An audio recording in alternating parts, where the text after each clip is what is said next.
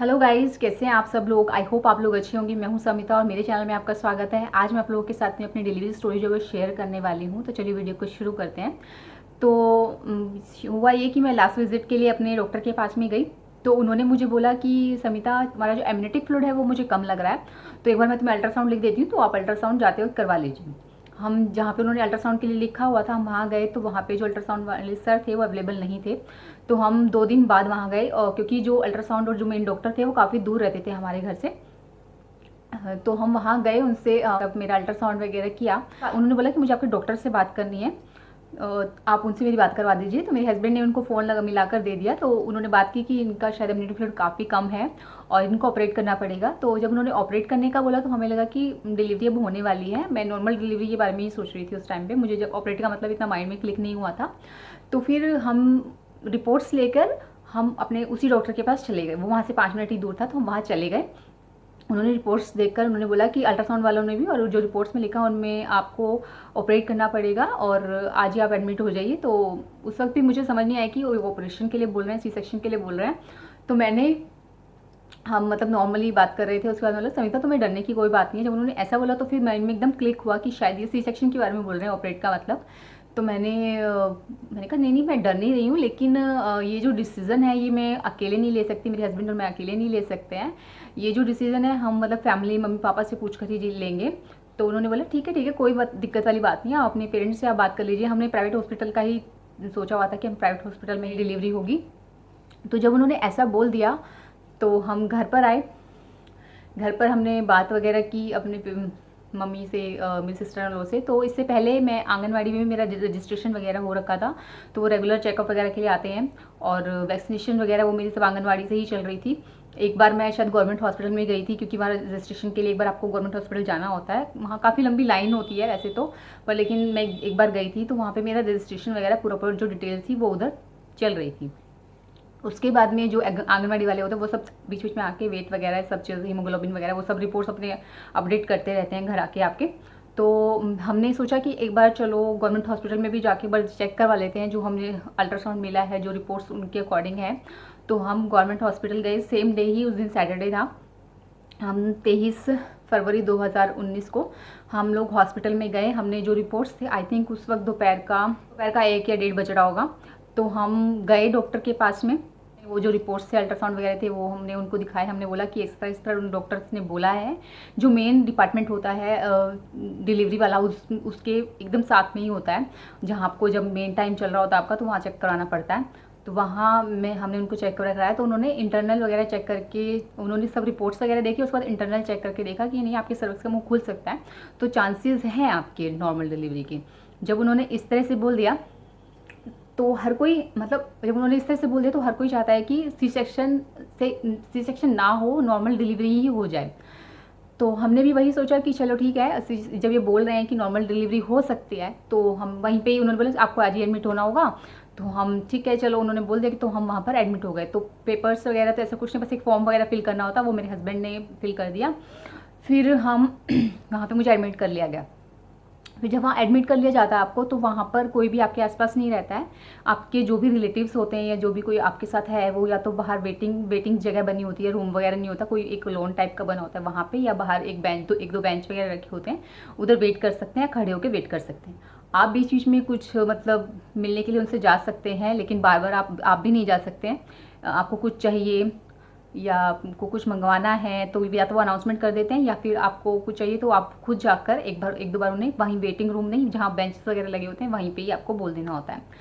तो वहाँ पर जब मैं एडमिट हो गई तो वहाँ देखा मैंने कि मतलब बेड उधर होंगे आई थिंक 5 या 6 बेड होंगे, लेकिन जो उधर मेंबर्स थे बहुत बहुत सारे मेंबर्स थे, मतलब 20 तो होंगे ही, 20 मेंबर्स थे वहाँ पर। एक बेड पे 3-3 4-4 लोग थे, जो नॉर्मल डिलीवरी वाला सेक्शन था वहाँ पर। उसके अलावा एक और रूम था जहाँ जिनको मतलब जिनका डिलीवरी का टाइम बहुत ही ज़्यादा नज़दीक था, उनके लिए भी एक रूम बना हुआ था। तो उसमें जब मतलब उनका सर्विक्स का मुंह शायद खुलने लगता है या खुल जाता है, तो उसको उस रूम में शिफ्ट कर देते हैं। डिलीवरी के बाद भी उस रूम में शिफ्ट कर देते हैं, या उससे जब डिलीवरी से 1-1.5 घंटे पहले भी वहीं पे शिफ्ट कर देते हैं उन्हें। लेकिन उस रूम में भी ऑलरेडी भीड़ थी। उस रूम में ऑलरेडी जहाँ पे जिनकी डिलीवरी हो रही थी, उनको भी एक बेड पे 2-2 3-3 लोग थे। और जो मतलब पेन में थे और जिनको अभी डिलीवरी के लिए जो वेट कर रहे थे, तो वो उनकी भी एक बेड पे वो 4-4 5-5 लोग थे। तो मैं उस रूम में थी जिसमें 4-4 5-5 लोग थे। हम बस जगह पे बैठे हुए थे। तो जिस दिन मैं बीच बीच में मैं मतलब चेक कर रही थी, और उसके हमारे मेरे वाले रूम के बिल्कुल सामने एक मतलब डिलीवरी रूम था जहाँ पे मेन जो डिलीवरी होती है, तो वहाँ से सब साउंड वगैरह वो डायरेक्ट वो सुनाई देती हैं आपको। तो उस तरह से था। तो किसी को जिस रूम में मैं थी उस रूम में एक लेडी को बहुत ज़्यादा पेन हो रहा था। कोई उसको मतलब देख नहीं रहा था, उसकी ब्लीडिंग वगैरह भी हो रही थी। के टाइम पे पेन तो होता ही है, तो जो नर्सेज वगैरह होती हैं वो इतना मतलब ध्यान नहीं देती हैं। जब आपका डिलीवरी का टाइम बिल्कुल नज़दीक आ जाता है वो तभी इतना ध्यान देती हैं। तो वो काफ़ी पेन में थी। जो कर्टन वगैरह लगे थे वो कर्टन को भी काफ़ी खींच रही थी। ब्लीडिंग वगैरह हो रखी थी, उसका पूरा बेड मतलब पूरा ब्लड में हो गया था। तो काफ़ी चिल्ला भी रही थी वो। तो उसके बाद में चलिए ठीक है, उसके बाद में उसको कुछ लेके चले गए डिलीवरी के लिए, दूसरे रूम में शिफ्ट कर दिया उसको। तो बस ऐसे ही रहा उस वक्त उस दिन। तो उस दिन मेरे को कुछ भी मतलब मैं 1-2 बार बाहर गई, लेकिन उस दिन की आपको एक स्टोरी बताती हूँ कि जब जितने भी मैंने मतलब डिलीवरी रूम के लिए वो डिलीवरी रूम में जब जा रहे थे, तो वहाँ से साउंड आपको प्रॉपर सुनाई देता है। तो उस वक्त ना कुछ मारने की आवाज़ आ रही थी कि किसी को कोई मार रहा है, और वो चिल्ला रहा है तो कोई मार रहा है। तो मैं बीच में कुछ पानी, गर्म पानी के बहाने बाहर गई, और मैंने मेरे हस्बैंड को बोला कि वहाँ ना अंदर ना पिटाई कर रहे हैं, वो डिलीवरी रूम में ना मार रहे हैं। तो मेरे हस्बैंड बोले मार क्यों रहे हैं, मार तो नहीं सकते। तो ऐसे मतलब यही सोच के मुझसे पहले ही एक लेडी, वही उसने भी वही सुना, मतलब सच में ही वो मार भी रहे थे।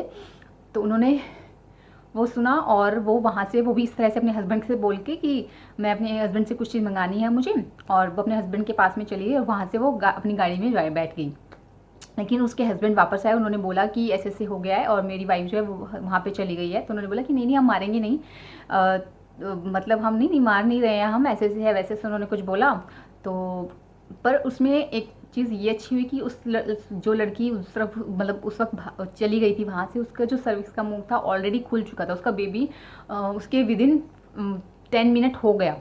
आप देखिए अगर वो चली जाती तो मतलब कैसे होता, विदिन 10 मिनट उसका बेबी हो गया। तो इस तरह से अब मैं उस मारने वाली स्टोरी आपको बताती हूँ। वो क्या करते हैं, जब वो आपको पुश करने के लिए बोलते हैं, तो जब पुश आप नहीं करते हैं और अपनी टांगों को ऐसे भींचते हैं, तो या उन जब मे भी पेन वगैरह होता है आपको, तो आप कई बार टांगे जो हैं अपनी डॉक्टर्स के ऊपर, नर्स के ऊपर मारते हैं, तो उस वक्त वो जो आपकी टांगों पे मारते हैं कि ऐसे नहीं करना ऐसे नहीं करना, पर वो मारते ज़रूर हैं। तो वही चीज़ है, मैंने मेरे हस्बैंड को बोला, तो मेरे हस्बैंड बोले नहीं नहीं इसमें कोई डर नहीं, नहीं ऐसे कैसे मार देंगे, ऐसे कैसे हाथ लगा देंगे। मैंने कहा नहीं नहीं बाबू मार रहे हैं, वो ऐसे कर रहे हैं ऐसे कर रहे हैं। तो उन्होंने बोला कि ठीक है अगर तुम्हें कोई मारे तो मुझे बताना।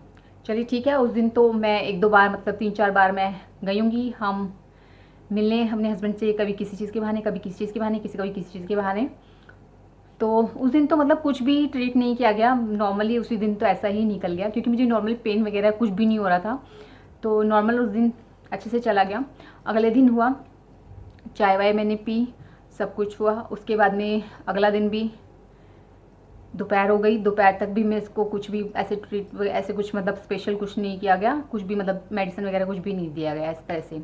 उसके बाद में फिर एक डॉक्टर आती हैं। मैं एक चीज़ आप लोगों को मैं बोलती हूँ कि डॉक्टर जो होते हैं गवर्नमेंट हॉस्पिटल के, वो काफ़ी ज़्यादा पोलाइट, काफ़ी ज़्यादा अच्छे होते हैं। डॉक्टर आई, काफ़ी यंग सी डॉक्टर थी। उन्होंने जो पेन वाली जो इंजेक्शंस होते हैं वो इंटरनल इंजेक्शंस मुझे दिया। पहला इंजेक्शन मुझे उस वक्त दिया गया, उससे पहले भी 1-2 लेडीज़ को वही जो इंजेक्शंस था इंटरनल वाला वो दिया गया था। तो मैंने उस वक्त जितने भी देखे कि जिनको इंटरनल इंजेक्शन दिया गया है उनको सबको सी सेक्शन ही हुआ था, क्योंकि तो एक पेन उनसे उस वक्त इतना बर्दाश्त नहीं हो रहा था। और पेन चलिए वो तो मैं आपको आगे बताऊँगी। तो इस तरह से मुझे फर्स्ट वो दिया गया इंटरनल इंजेक्शन। उसके बाद में जो पेन थे वो हल्के हल्के मुझे स्टार्ट हो गए थे, मतलब हल्के हल्के स्टार्ट हो गए थे, मतलब हो रहे थे पेन। पर अब मैंने सोचा था कि जब नॉर्मल जो माइंड में हमारे चलता रहता है कि जब बेबी होने वाला होता है तो बहुत ही ज़्यादा पेन होता है कि आप सहन नहीं कर सकते, इतना आपको पेन होता है। और बीच बीच में हर 1-1.5 घंटे बाद में वो आपका इंटरनल, इसके बाद में इंटरनल चेकअप करने के लिए भी आते हैं, इंटरनल चेकअप आपका किया जाता है। उसके बाद में फिर क्या हुआ कि हर 6 घंटे में आपका वो जो इंजेक्शन है वो दिया जाता है, और 3 इंजेक्शन ही आपको दिए जाते हैं। उसके बाद भी अगर आपको पेन नहीं होता है तो वो इंजेक्शन नहीं दिए जाते हैं। एक लेडी ऐसी भी थी जिसको 3 बार इंजेक्शन दिया गया लेकिन उसको पेन नहीं हुए, तो उसका भी सी सेक्शन ही हुआ था। तो मेरे को जब पेन हल्के हल्के स्टार्ट हो गए थे, उन्होंने सर्विस का वो मेरा ऑलरेडी 2 से 3 खुल चुका था। उसके बाद में फिर 6 घंटे बाद मुझे दूसरा इंजेक्शन दिया गया, शाम को दिया गया 6-7 बजे के आसपास। वो इंजेक्शन देने के बाद मेरे पेन जो है ऑलरेडी और बढ़ गए थे, तो काफ़ी ज़्यादा बढ़ गए थे, पर लेकिन मैं उसको फिर भी कंट्रोल कर रही थी। जो ब्रीदिंग एक्सरसाइज है वो सब मैं कर रही थी, काफ़ी मतलब ब्रीथ को कंट्रोल कर रही थी। जो ब्रीदिंग एक्सरसाइज ऐसे ऐसे करके करते हैं वो सब मैं कर रही थी, ताकि मैं पेन को थोड़ा सा कंट्रोल कर सकूँ, क्योंकि मुझे ऐसा लग रहा था कि पेन शायद और भी ज़्यादा होने चाहिए, और भी ज़्यादा होने चाहिए, और भी ज़्यादा होने चाहिए। और इस बीच में जो इंटरनल चेकअप थे वो सब कर रहे थे। तो इस बीच में मैं आपको बताऊँ कि मैं इतने टाइम सोई बिल्कुल नहीं थी। जब मुझे 2 इंजेक्शन जब तक लग चुके थे, मतलब सैटरडे मैं नहीं सोई, संडे भी मैं नहीं सोई, तो इस तरह से चलता रहा। उसके बाद में जब रात को डॉक्टर चेक करने आई, इंटरनल वो चेक करने के लिए उन्होंने बुलाया मुझे, तो उन्होंने 1-2 बार मुझे आवाज़ लगाई। पता नहीं उन्होंने ग्लूकोज वगैरह भी कुछ चढ़ाया था, तो मैं ग्लूकोज वगैरह ऐसे पकड़ के और ऐसे करके लेटी हुई थी। तो पता नहीं मुझे कब नींद आ गई, मुझे पता ही नहीं चला। शायद पेन, उस वक्त मुझे पेन का भी इतना फील हुआ, तो मुझे आवाज़ सुनाई दे रही थी कि वो मेरा नाम बोल रही है, समिता समिता समिता। फिर बोल रही थी समिता शायद सो गई। तो मैंने बॉटल पकड़ी हुई और मेरे को ऐसे, मतलब मुझे उठने की हिम्मत नहीं हो रही थी, पेन भी मुझे हो रहा था, फिर भी मैं उठने की हिम्मत नहीं हो रही थी मुझे, और वो मैंने ऐसे पकड़ा हुआ था। फिर उन्होंने मुझे हिला के उठाया कि समिता, तो मैं उठी और वहाँ पे जो उनका इंटरनल चेकअप वाला वो जो बेड होता है उस पर मैं लेटी, और उन्होंने उनको इंटरनल चेकअप किया। तो उन्होंने बोला कि आप डिलीवरी रूम में चलो, बच्चे की हार्ट बीट जा रही है। तो मैं डिलीवरी रूम में गई।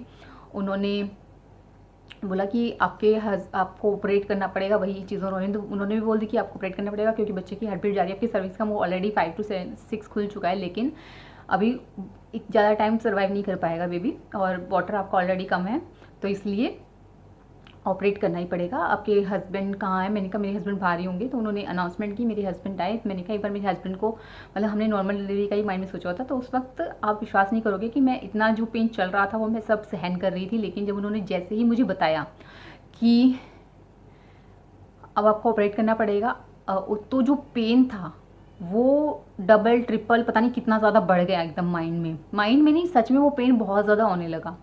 और उसके बाद जो भी उन्होंने इंटरनल जो दवाई डाली हुई थी वो सब वापस निकाल दी, वापस करके निकाल दी हैंड से अपने। वो सब निकालने के बाद में जो भी उन्होंने मेरे कपड़े वपड़े सब चेंज कर दिए, जो ड्रेस होती है ऑपरेशन वाली वो ड्रेस उन्होंने मुझे पहना दी। पैर में जो धागा वागा था सब उन्होंने निकाल दिया, और बिछा बिछा सब चीज़ें उन्होंने निकाल दी ऑलरेडी।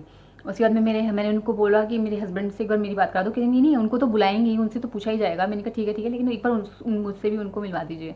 तो मेरे हस्बैंड आए, वहाँ पे आए, वो फॉर्म वगैरह फिल करवाते हैं उनसे। उन्होंने फॉर्म वगैरह फिल किया, तो मुझे मेरे हस्बैंड की आवाज़ आ रही है। मैं डिलीवरी रूम में ही लेटी हुई हूँ, मुझे उनकी आवाज़ आ रही है। तो मैं उनकी आवाज़, तो मैं वहाँ से बोल रही हूँ मैडम मैडम मैडम। उस वक्त वो सुन नहीं रही हैं। तो वहाँ पर एक जेंट्स भी होता है, तो वो वहाँ पर आया। तो वो सब जो ऑपरेशन वगैरह के लिए आपको रेडी करके लेके जाता है, तो वो वहाँ पर आए थे। फिर वो मुझे बोले कि अच्छा आपका भी ऑपरेशन होने वाला है। मैंने कहा वो तो ठीक है ऑपरेशन होने वाला है, लेकिन भैया बहुत पेन हो रहा है। बोले हाँ हाँ कोई बात नहीं, पेन तो होगा ही। फिर वो मुझे उधर से ले जाने लगी उस रूम के सामने से। तो मैंने उनको बोला मतलब विश्वास नहीं करोगे, मुझे पेन इतना हो रहा है, फिर भी मैं उन्हें बोल रही हूँ कि भैया मेरे उधर कपड़े रखे हैं, मेरा उधर स्वेटर रखा है, मेरे उधर कुछ कपड़े रखे हैं, और मेरा उधर वाटर बॉटल रखी है गर्म वाली, वो मैं एक बार उठा लूँ। बोले नहीं आप इधर लेटे रहो। तो क्योंकि उन्होंने यूरिन पासिंग वाली जो नली थी वो भी उन्होंने लगा दी थी, वो सब चीज़ें उन्होंने लगा दी थी। और एक इंजेक्शन होता है, कुछ साइड इफ़ेक्ट वगैरह ना हो तो वो चेक करने के लिए वो लगाते हैं, वो भी ऑलरेडी लगा चुके थे। तो मैंने उनको कोई रिएक्शन वगैरह ना हो, रिएक्शन तो नहीं है इस कोई टैबलेट से, तो वो चेक करके देखते हैं, कोई इंजेक्शन आपको लगाते हैं तो वो उस वक्त कोई भी ऐसा कुछ रिएक्शन वगैरह। तो मैंने कहा उनको भैया मैं वो उठा लूँ क्या? बोले नहीं आप लेटे रहो, आप मुझे बताओ कि क्या चीज़ उठानी है तो मैं उठा के दे देता हूँ आपको। तो मैं उनको बताती थी कि भैया वहाँ पर मेरा स्वेटर रखा है, वहाँ पर मेरे कपड़े रखे हैं, वो उठा लो, और मेरी वाटर बॉटल भी है उस तरफ, वो भी उठा दो। तो मेरे हस्बैंड वो सब सुन रहे हैं, वो मेन दरवाजे पर खड़े हैं। उनको लगा कि चलो ठीक है समिता बोल रही है, कोई डरने वाली बात नहीं है, सही है। फिर जैसे ही मतलब मुझे बाहर लेके उस हस्बैंड तक लाए गए, तो मतलब आप विश्वास नहीं करोगे, मेरे हस्बैंड देख के मतलब और भी ज़्यादा मुझे रोना आ गया। मैंने कहा क्या हो गया ये, ऐसे बोला मैंने उनको।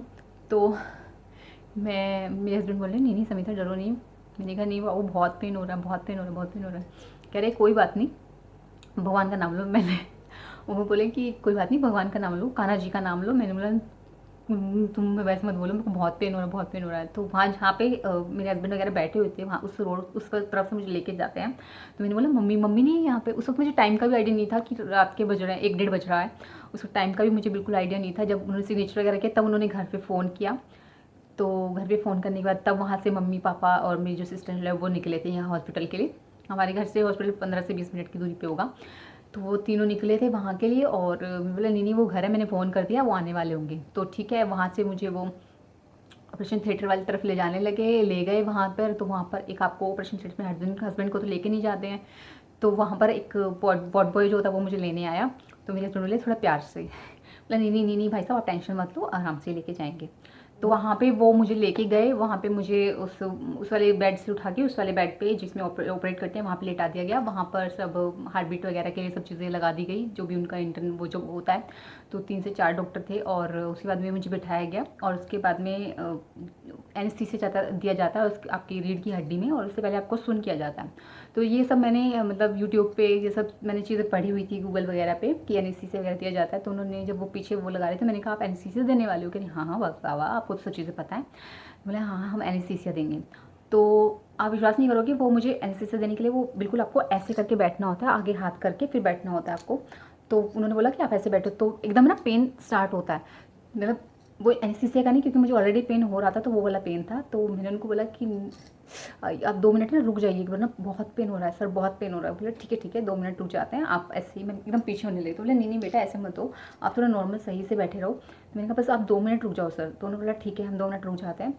तो मैं 2 मिनट वो रुके, एकदम वो पेन का झटका एकदम ख़त्म हुआ। तो मैं दोबारा उस पोजीशन में इस तरह से बैठ गई। तो उन्होंने वो एनेस्थीसिया मुझे लगा दिया और उसके बाद में वो एनेस्थीसिया उन्होंने मुझे लगा दिया। एनेस्थीसिया लगाने के बाद में उन्होंने बोला कि अब आपको ना फील नहीं होगा, पेन बिल्कुल फील नहीं होगा। तो मतलब विदिन 1 मिनट भी नहीं होगा उन्होंने मुझे लिटा दिया था। उसके बाद में जो भी पेन वगैरह था, जो वो पेन हो रहा था वो बिल्कुल नहीं हो रहा था, पेन बिल्कुल बंद हो गया था। उसके बाद उन्होंने बोला कि आपको बिल्कुल फील नहीं होगा, आपको अपनी बॉडी फील नहीं हो रही होगी ना? मैंने कहा नहीं बॉडी तो फील हो रही है लेकिन थोड़ी ठंडी ठंडी सी फील हो रही है मुझे, उठाया नहीं जाएगा, उठाई नहीं जा रही बॉडी, लेकिन फील हो रहा है, मुझे पता चल रहा है क्या हो रहा है। तो उन्होंने बोला कि ठीक है आप ना ज़्यादा बोलना मत, हम आपकी आइज़ वगैरह ढक देंगे और आप बोलना मत। और इतना उन्होंने बोला और उन्होंने जो ऑक्सीजन वगैरह वाला वो था वो मेरे मुँह पे लगा दिया। तो मैं सोच रही हूँ मन में कि इन्होंने ऑक्सीजन वाला लगा दिया तो मैं बोलूँगी भी तो कैसे बोलूँगी, ये कैसे डॉक्टर है। फिर वो होने के बाद में जिस डॉक्टर ने मेरा चेकअप किया था वहाँ पे, जिन्होंने बोल दी कि सी सेक्शन आपका होगा, वो डॉक्टर आई, उनके साथ एक उनका असिस्टेंट था वो आया। उन्होंने जब वो कट किया उसका मुझे पता चला, दर्द वगैरह नहीं हुआ लेकिन जो कट किया उन्होंने उसका मुझे पता चला। और जो स्किन को वो ऐसे ऐसे ऐसे करके जब वो खींच रहे थे बेबी को बाहर निकालने के लिए, उसका मुझे पूरा फील हो रहा था कि वो कोई मेरी स्किन को मुझको खींच रहा है, इस तरह इस तरह इस तरह इस तरह वो खींच रहे थे। उसके बाद त्रेक्ष को बाहर निकाला गया। त्रेक्ष जो है उस वक्त रोया नहीं था। तो मतलब मेरे ऊपर एक कपड़ा रखा गया, कपड़े में से उसको बेबी को लिटाया गया। वो सब मतलब ऐसा मुझे लगा कि कपड़ा रखा और कोई कुछ रखा है मेरे ऊपर, और फिर एकदम वो ले गए हैं। अब उस वक्त मुझे ये नहीं पता चला कि अगर मैंने सुना हुआ था कि जब बेबी हो जाता है तो वो आपके ऊपर लिटा देते हैं, वो सब चीज़ें मैंने सुनी हुई थी। तो उस वक्त ऐसा कुछ नहीं हुआ और बच्चे की रोने की आवाज़ भी नहीं आई, तो इसलिए। और इसके बाद में बहुत देर मतलब 1-2 सेकेंड 1 मिनट बाद कुछ मारा और उसकी 1 मिनट बाद आई थिंक उसकी कमर पे कुछ मारा और एकदम बच्ची की रोने की, तब मुझे लगा ओह हो बेबी हो गया शायद, लेकिन बच्ची की रोने की काफ़ी दूर से आ रही थी। तो उसके बाद जब वो स्टिचिंग वगैरह कर रहे थे वो भी मुझे साफ पता चल रहा था। और उन्होंने सेंटर में कपड़ा लगाया हुआ था लेकिन दिख नहीं रहा था, लेकिन जो फील हो रहा था वो सब पता चल रहा था कि कोई कुछ कर रहा है, वो सब चीज़ें फील हो रही थी। उसके बाद में जितनी देर उन्होंने वो डायरेक्ट होने के बाद में जितनी देर उन्होंने वो स्टिचिंग वगैरह की उतनी देर मुझे एकदम नींद आ गई। नींद आने के बाद में फिर क्या हुआ, एकदम डॉक्टर ने वो सब ऑक्सीजन मास्क वगैरह सब हार्ट बीट वाला वगैरह वो सब चीज़ें हटा दी। फिर उन्होंने मुझे बोला कि बेटा हो गया बेबी। मैंने कहा सब उन्होंने चेक किया तो मतलब वो सब चीज़ें हटा रहे हैं। तो मैंने कहा क्या हुआ? बोले कि बेटा हुआ है, हस्बैंड वगैरह को दिखाते। तो इसके वो प्रोसेस है उतना मैं आपको नहीं बताऊंगी क्योंकि उस वक्त मैं नहीं थी वहाँ पर। उसके बाद में मुझे उस ऑपरेशन थिएटर से वहाँ पे एक अलग रूम होता है उनका, 1-1.5 घंटे वहीं पे रखा जाता है, तो वहाँ पे मुझे लिटा दिया गया। वहाँ पर एसी वगैरह चल रहा होता है अच्छे से, तो वहाँ लेटाने के बाद में आपको ना रेस्ट करने के लिए बोल देते हैं कि अब आपको किससे बात नहीं करनी है, आपको सिर्फ रेस्ट करना है। सब बोलते हैं कि उस टाइम पे ना सब वो जो इतनी भी लेडीज़ होती हैं सब रेस्ट कर रही थी, कि उनका बोलने बात करने का बिल्कुल मन नहीं कर रहा होता।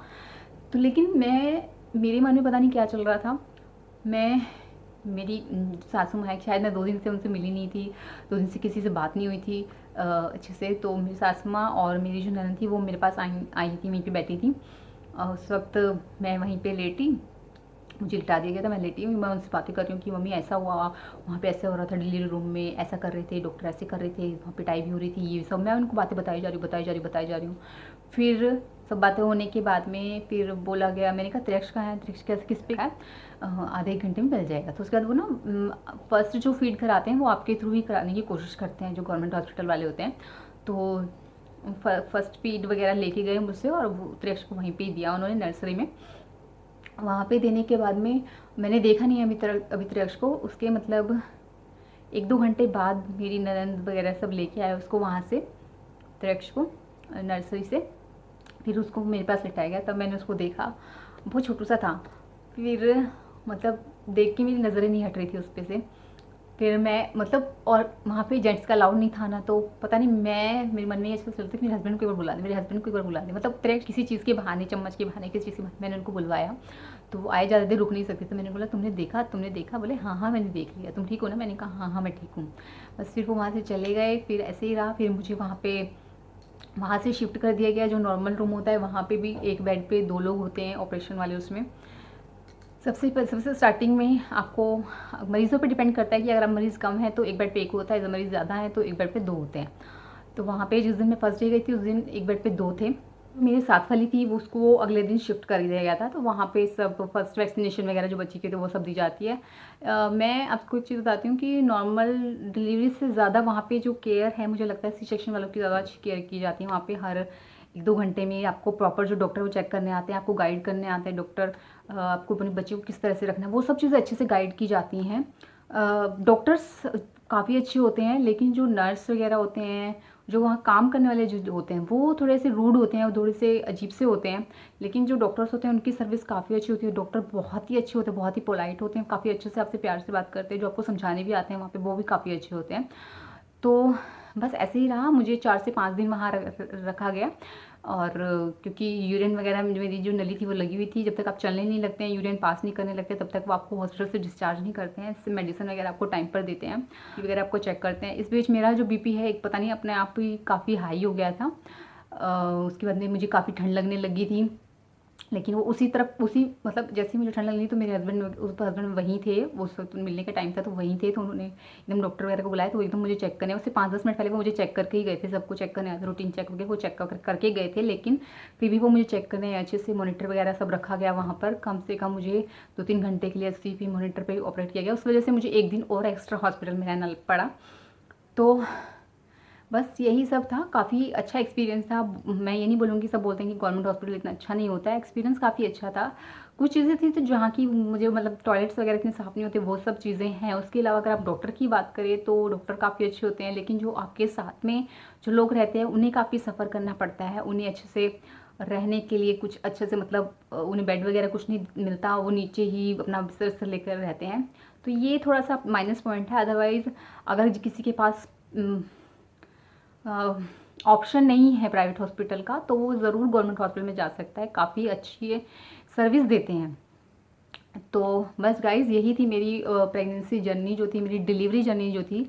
एम्बुलेंस होती है उसी में मुझे घर छोड़ दिया गया। तो बस यही था। तो चलिए आपसे अलविदा लेते हुए आने वाली किसी वीडियो में, तब तक बाय बाय।